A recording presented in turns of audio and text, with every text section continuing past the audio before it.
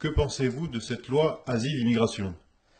Alors, une loi Asile et Immigration qui est présentée par le ministre de l'Intérieur, M. Collomb, le socialiste Collomb, comme étant un équilibre entre durcissement et humanisme. En réalité, il s'agit d'une accélération du processus de remplacement d'une population par une autre, du peuple français par un déferlement migratoire. Et cela repose sur deux piliers. Le pilier de la préférence étrangère en matière d'emploi et la préférence étrangère en matière de logement.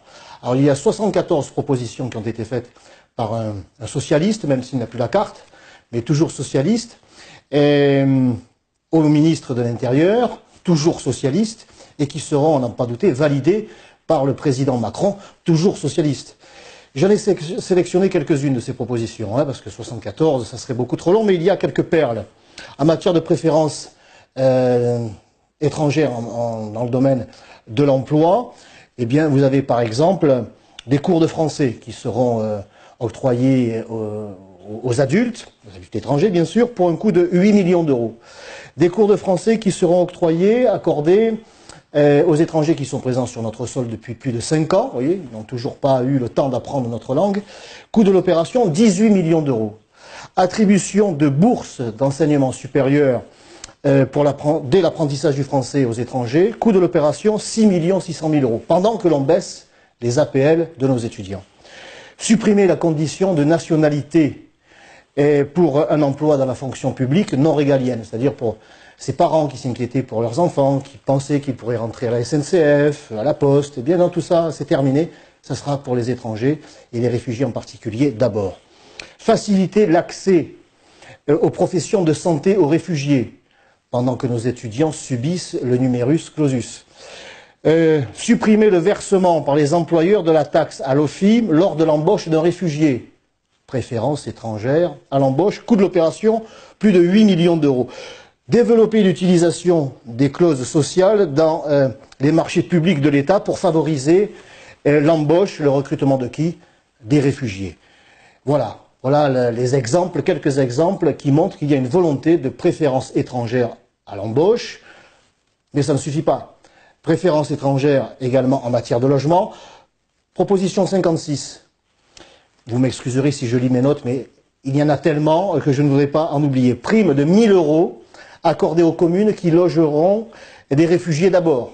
Moi, je pense à ces Marseillais que j'ai reçus, et que Madame le maire, Madame Dangiot, continue de recevoir, ces Marseillais des 13e et 14e arrondissements, qui nous réclament chaque jour un logement social, qui travaillent mais qui n'ont pas les moyens de se loger dans le privé. Eh bien, eux, ils vont payer des impôts pour alimenter les primes que l'on va donner aux communes qui logeront des réfugiés d'abord. C'est complètement fou, c'est complètement dingue. Mais ce n'est pas fini. Cette prime sera doublée pour les baux glissants. Coût de l'opération, 10 millions d'euros. Prime de 500 euros aux jeunes réfugiés pour un pass culture. 10 millions d'euros. Et enfin, le meilleur du pire pour la fin, accrochez-vous parce que ça c'est quand même, ça vaut son pesant de cacahuètes, créer un crédit d'impôt pour les foyers hébergeant gratuitement des migrants et en particulier des réfugiés. Coût de l'opération, 9 millions d'euros.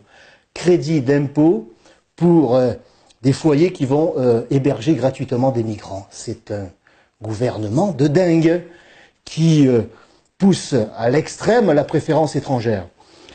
Nous avons entendu le ministre de l'Intérieur nous faire savoir que lorsqu'il s'agirait de migrants mineurs, il va faire venir leur famille en France. Alors que les mineurs retrouvent leur famille, bien sûr, mais dans le pays d'origine. J'ajoute que ces mineurs, ces prétendus mineurs, 70% d'entre eux, c'est une estimation, sont en réalité majeurs.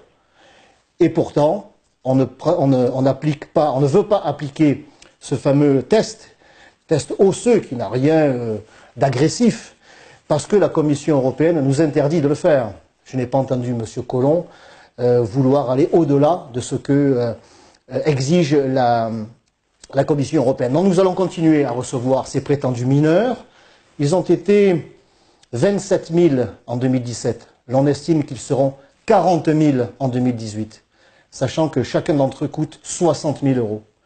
En 2017, ces prétendus mineurs ont coûté au conseil départemental des Bouches-du-Rhône, car ce sont les conseils départementaux qui en ont la charge, ont coûté 20 millions d'euros aux contribuables des Bouches-du-Rhône. 20 millions d'euros, on peut en faire des choses, on peut en faire des piscines, on peut en faire des stades, on peut en retaper des écoles à Marseille avec ça. Eh bien non, ce sont pour des clandestins dont 70% sont en réalité majeurs. Il ne faut pas oublier non plus le coût sécuritaire, le coût identitaire de cette délirante politique de submersion migratoire. Voilà la réalité de cette loi immigration-asile. Le ministre de l'Intérieur a annoncé un durcissement en matière de droit d'asile. Qu'en est-il réellement? Oui, qu'en est-il réellement? Parce qu'il s'agit là d'une mauvaise plaisanterie.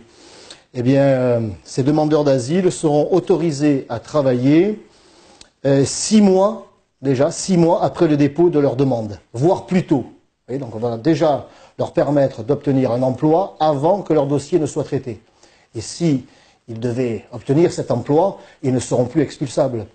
L'on nous dit également que leur dossier sera traité non plus en 1 an, mais en 6 mois.